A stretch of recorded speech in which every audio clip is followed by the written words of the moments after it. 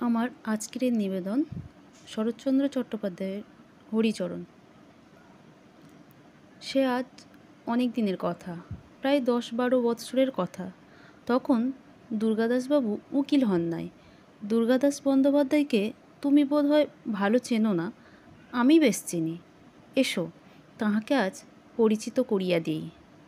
ছেলেবেলায় কোথা হইতে এক অনাথ পিতৃমাতৃহীন কায়স্থ বালক রামদাসবাবুর বাটিতে আশ্রয় গ্রহণ করিয়াছিল। সকলেই বলিত ছেলেটি বড় ভালো, বেশ সুন্দর বুদ্ধিমান চাকর। দুর্গাদাসবাবুর পিতার বড় স্নেহের ভৃত্য। সব কাজকর্ম সে নিজে টানিয়া লয়।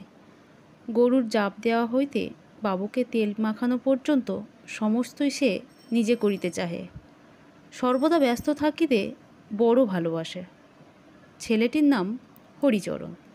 গৃহিণী প্রায় হরিচরণের কাজকর্মে বিস্মিত হইতেন, মধ্যে মধ্যে তিরস্কারও করিতেন। বলিতেন, হরি, অন্য অন্য চাকর আছে, তুই ছেলে মানুষ এত খাটিস কেন? হরির দোষের মধ্যে ছিল সে বড় হাসিতে ভালোবাসিত। হাসিয়া উত্তর করিত, মা, আমরা গরিব, চিরকাল খাটতেই হবে, আর বসে থেকেই বা কী হবে? এইরূপ কাজকর্মে সুখে স্নেহের করে হরিচরণে প্রায় 1 বৎসরকাল কাটিয়া গেল। সুরো রামদাসবাবুর ছোট মেয়ে। সুরোর বয়স এখন প্রায় 5-6 বৎসর। হরিচরণের সহিত সুরোর বড় আত্মীয় ভাব দেখা যাইত।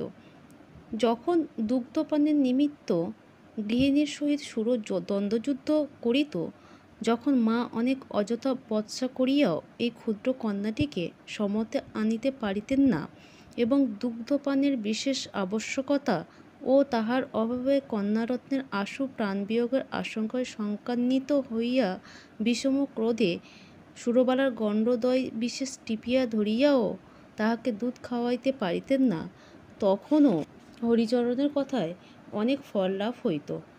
যাক, অনেক বাজে কথা বকিয়া ফেলিলাম, আসল কথাটা এখন বলি, শোনো। না হয় সুরো হরিচরণকে ভালোবাসিত। দুর্গাদাসবাবুর যখন 20 বৎসর বয়স, তখনকার কথাই বলিতেছি। দুর্গাদাস এতদিন কলিকাতাতেই পড়িত।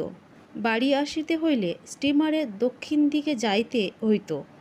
তাহার পরেও প্রায় হাঁটা পথে 10-12 ক্রোশ আসিতে হইত। সুতরাং পথটা বড় সহজগম্য ছিল না। এই জন্য দুর্গাদাসবাবু বড় একটা বাড়ি যাইতেন না। ছেলে বিয়ে পাশ হইয়া বাড়ি আসিয়াছে। মাতা ঠাকুরানী অতিশয় ব্যস্ত। ছেলেকে ভালো করিয়া খাওয়াইতে দাওয়াইতে যত্ন আত্মীয়তা করিতে যেন বাটিশুদ্ধ সকলেই একসঙ্গে উৎকণ্ঠিত হইয়া পড়িয়াছে। দুর্গাদাস জিজ্ঞাসা করিল, মা, এ ছেলেটি কে গা? মা বলিলেন, এটি একজন কায়েতের ছেলে, বাপ মা নেই, তাই কর্তা ওকে নিজে রেখেছেন। চাকরির কাজকর্ম সমস্তই করে, আর বড় শান্ত, কোনো কথাতেই রাগ করে না। আহা, বাপ মা নেই, তাতে ছেলে মানুষ আমি বড় ভালোবাসি। বাড়ি আসিয়া দুর্গাদাসবাবু হরিচরণের এই পরিচয় পাইলেন। যা হোক, আজকাল হরিচরণের অনেক কাজ বাড়িয়া গিয়াছে, সে তাহাতে সন্তুষ্ট ভিন্ন অসন্তুষ্ট নহে।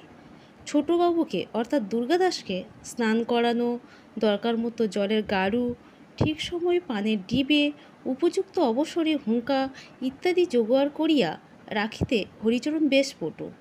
দুর্গাদাসবাবুও প্রায় ভাবেন ছেলেটি বেশ ইন্টেলিজেন্ট, সুতরাং কাপড় কোঁচানো, তামাক সাজা প্রভৃতি কর্ম হরিচরণ না করিলে দুর্গাদাসবাবুর পছন্দ হয় না।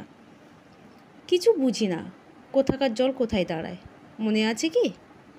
একবার দুজনে কাঁদিতে কাঁদিতে পড়ি বড়ই দুরূহ তত্ত্ব। আমার বোধ হয় সব কথাতেই এটা খাটে। দেখেছ কি, ভালো থেকে কেবল ভালোই দাঁড়ায়, মন্দ কি কখনো আসিয়া দাঁড়ায় না? যদি না দেখিয়া থাকো তবে এসো, আজ তোমাকে দেখায়। বড়ই দুরূহ তথ্য। উপরিউক্ত কথা কয়টি সকলে বুঝিতে পারা সম্ভবও নয়, প্রয়োজনও নাই। আর আমারও ফিলসফি নিয়ে ডিল করা উদ্দেশ্য নহে। তবুও আপোষে দুটো কথা বলিয়া রাখাই ক্ষতি কি? আজ দুর্গাদাসবাবুর একটা জাঁকালো ভোজের নিমন্ত্রণ আছে, বাড়িতে খাইবেন না, সম্ভবত অনেক রাত্রে ফিরিবেন। এইসব কারণে হরিচরণকে প্রাত্যহিক কর্ম সারিয়া রাখিয়া শয়ন করিতে বলিয়া গেছেন। এখন হরিচরণের কথা বলি। দুর্গাদাসবাবু বাহিরে বসিবার ঘরেই রাত্রে শয়ন করিতেন, তাহার কারণ অনেকেই অবগত নহে। আমার বোধহয় গৃহিণী বাপের বাড়িতে থাকায় বাহিরের ঘরে শয়ন করায় তাহার অধিক মনোনীত ছিল। রাত্রে দুর্গাদাসবাবুর শয্যা রচনা করা, তিনি শয়ন করিলে তাহার পদসেবা ইত্যাদি কাজ ছিল হরিচরণের।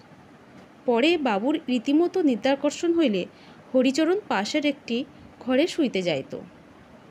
সন্ধ্যার প্রাক্কালেই হরিচরণের মাথা টিপটিপ করিতে লাগিল। হরিচরণ বুঝিল জ্বর আসিতে আর অধিক বিলম্ব নাই। মধ্যে মধ্যে তার প্রায় জ্বর হইত, সুতরাং এসব লক্ষণ তাহার বিশেষ জানা ছিল। হরিচরণ আর বসিতে পারিল না, ঘরে যাইয়া শুইয়া পড়িল। ছোটবাবুর যে বিছানা প্রস্তুত হইল না, এ কথা আর মনে রহিল না। রাত্রে সকলেই আহারাদি করিল, কিন্তু হরিচরণ আসিল না। গৃহিণী দেখিতে আসিলেন, হরিচরণ ঘুমাইয়া আছে। গায়ে হাত দিয়া দেখিলেন গা বড় গরম, বুঝিলেন জ্বর হইয়াছে, সুতরাং আর বিরক্ত না করিয়া চলিয়া গেলেন। রাত্রি প্রায় দ্বিপ্রহর হইয়াছে। ভোজ শেষ করিয়া দুর্গাদাসবাবু বাড়ি আসিয়া দেখিলেন শয্যা প্রস্তুত হয় নাই। একে ঘুমের ঘোর, তাহাতে আবার সমস্ত পথ কি করিয়া বাড়ি যাইয়া চিত হইয়া শুইয়া পড়িবেন। আর হরিচরণ শ্রান্ত পদযুগলকে বিছানা হইতে বিমুক্ত করিয়া অল্প অল্প টিপিয়া দিতে থাকিবে, এবং সেই সুখে অল্প তন্দ্রার ঝোঁকে গুড়গুড়ির নল মুখে লইয়া একেবারে প্রভাত হইয়াছে দেখিতে পাইবেন, ইত্যাদি ভাবিতে ভাবিতে আসিতেছিলেন। একেবারে হতাশ হইয়া বিষম জ্বলিয়া উঠিলেন।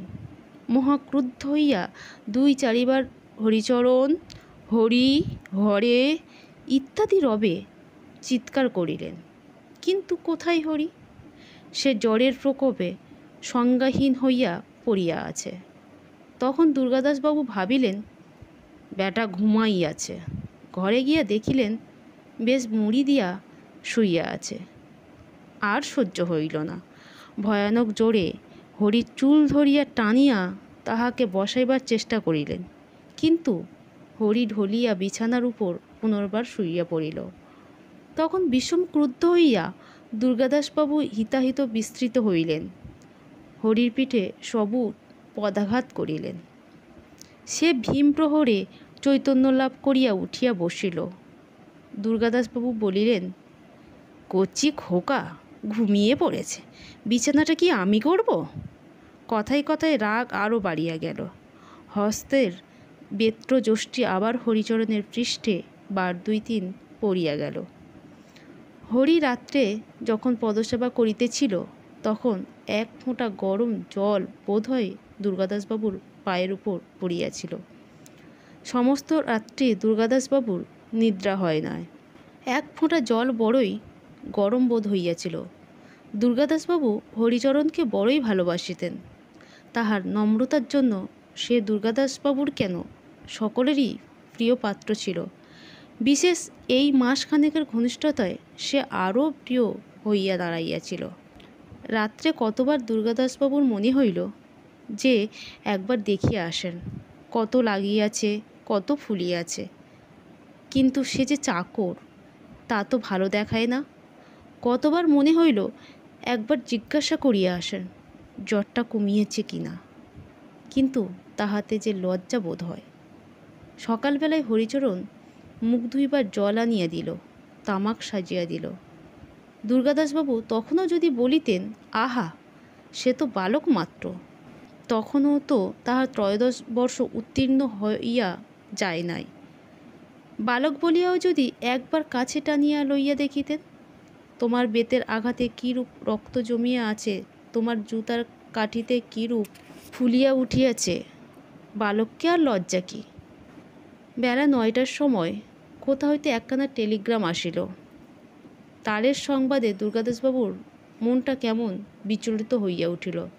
খুলিয়া দেখিলেন স্ত্রীর বড় পীড়া।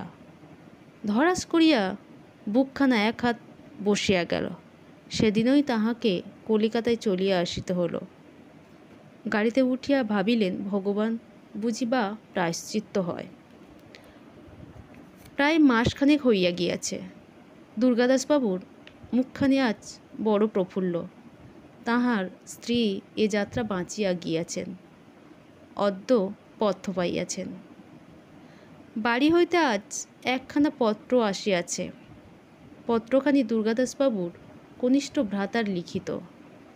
তলায় এক স্থানে পুনশ্চ বলিয়া লিখিত রহিয়াছে, বড় দুঃখের কথা, কাল সকালবেলা 10 দিনের জড়বিকারে আমাদের হরিচরণ মরিয়া গিয়াছে।